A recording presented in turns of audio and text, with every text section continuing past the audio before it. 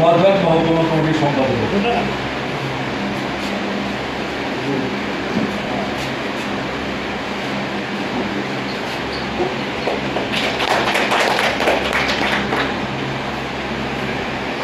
এরপর আমি তুলে দেব ভারতের কমিউনিস্ট পার্টি মার্ক্সবাদী কৈলাসহর মহকুমা কমিটির সম্পাদক।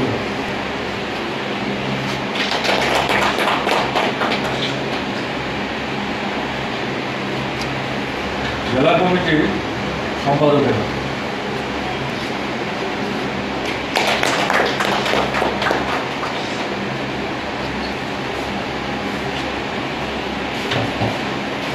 কুমারঘাট এবং কৈলাসহর মহকুমা কমিটির যারা সম্পাদক মণ্ডলীর সদস্য তারা আপনারা এখানে উপস্থিত আছে।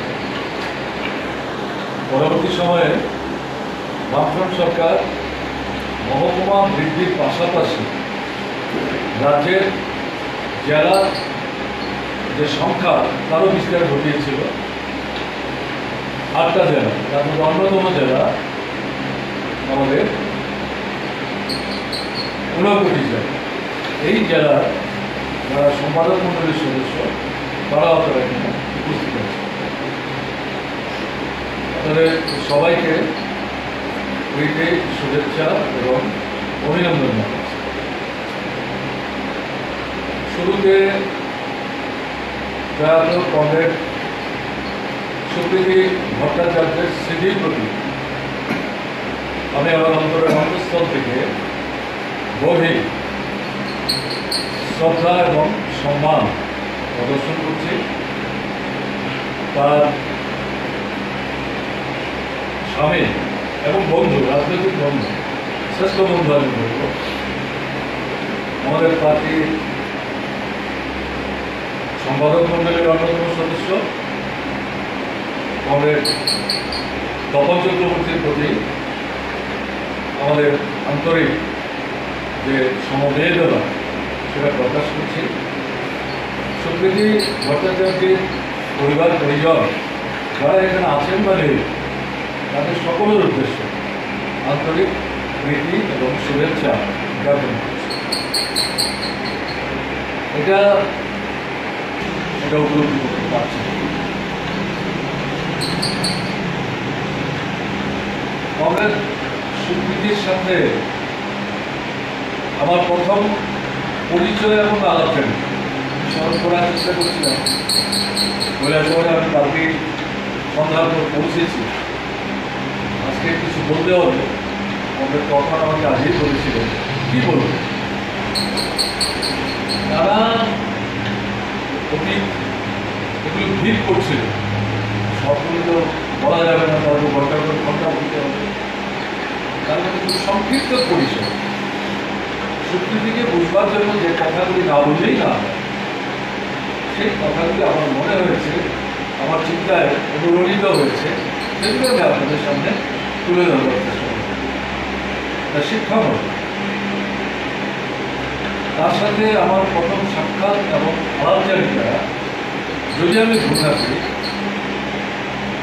মহামতি লেনিনের জন্ম শতবর্ষ উদযাপন উপলক্ষে আগরতলা সহ ভারতের কমিউনিস্ট পার্টি মার্ক্সবাদী উদ্যোগে ত্রিপুরার বিভিন্ন মহকুমা আমাদের তৎকালীন শক্তি সামর্থ্যের ভিত্তিতে বিস্তৃত পরিসরে নানা আয়োজন আমরা গ্রহণ করেছি। পার্টি সারা ত্রিপুরাতে তখন খুব ছোট্ট, সবাইকে নিয়ে একটা শতবর্ষ উদযাপন কমিটি তৈরি করে তারা কৈলাসহরে এই অনুষ্ঠানের আয়োজন তারা করেছে। তাতে আমরা আমন্ত্রিত হয়েছি। আমি জিতেন্দ্রার সঙ্গী ছিলাম, জিতেন্দ্র এসেছিলেন, তার সাথে আপনার উপস্থিত হয়েছে। আবার যদি ভুল না হয়, এটা পাবলিক যে প্রোগ্রামটা, এটা এখন এখানটাতে সুভাষচন্দ্র বসুর মূর্তিটা লাগানো আছে, তার উদ্যোগীকে এত ঘর বাড়ি দোকানপাট তখন ছিল না। এই জায়গাটাতে মাইক বেঁধে সেখানে খোলামেলা এই অনুষ্ঠানের আয়োজন সেখানে সংগঠিত করা হয়। এবং এটা আমাদের কাছে পরিষ্কার ছিল, লেনিনের নাম তখন অনেকেই জানতেন, কেই জানেন বিরাট পরিচয়। হঠাৎ করে তার জন্মশত উৎসব পালনের জন্য মার্ক্সবাদী কমিউনিস্ট পার্টি কীভাবে ঝাঁপিয়ে পড়ছে কেন? যদিও গণতান্ত্রিক মঞ্চ থেকে মানুষের বুঝতে অসুবিধা হয়নি, কিন্তু মার্ক্সবাদী কমিউনিস্ট পার্টি ওদিকে একটা করা হচ্ছে পেছন।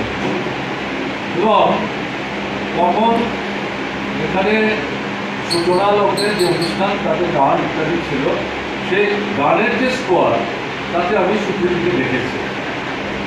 আমি তখন বুঝতে পারিনি স্কুলে পড়ে না কলেজে সবার সাথে মিলে গান গাইছিল। সেই প্রকাশ্য অনুষ্ঠানে প্রধান এবং একমাত্র বক্তা ছিলেন কমপ্লিট ডিফেন্স এবং দীর্ঘ নাটকের আয়োজন।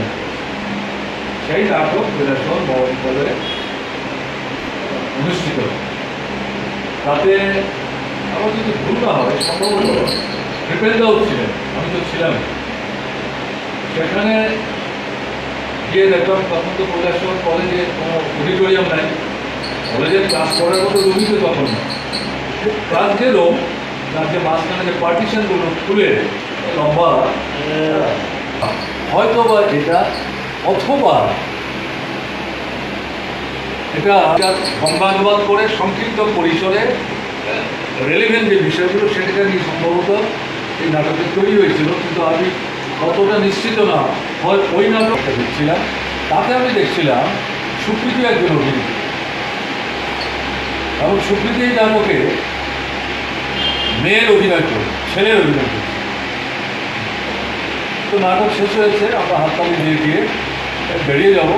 সুপ্রীতি এগিয়ে আসে, এগিয়ে এসে সে আমাদের জিজ্ঞেস করলো, তার নিজের নাম বলে কীরকম লাগলো আপনার, আমাদের নাটকটা কীরকম লাগলো। আমি তো স্বাভাবিকভাবে সেখানে খুব খোলা মন নিয়ে তাকে বলবার চেষ্টা করেছি, ভালোই হয়েছে। তুমি যে চরিত্রটা এখানে ফুটিয়ে তুলবার চেষ্টা করেছো, এটার মধ্যে আরও দৃঢ়তা, আরও বলিষ্ঠতা চাই। কারণ এটা আক্রমণ অত্যাচারের বিরুদ্ধে একটা প্রতিরোধী সংগ্রামের প্রতীক হিসাবে তুমি ভালো অভিনয় করেছো, কিন্তু আরও দৃঢ়তা, আরও বলিষ্ঠতা দেখাতে পারলে ভালো হবে। তখন সে আস্তে আস্তে বলছে এটা মনে থাকবে। হ্যাঁ, আমি বললাম এটা শুধু নাটকে না, জীবন সংগ্রামের ক্ষেত্রে তোমাকে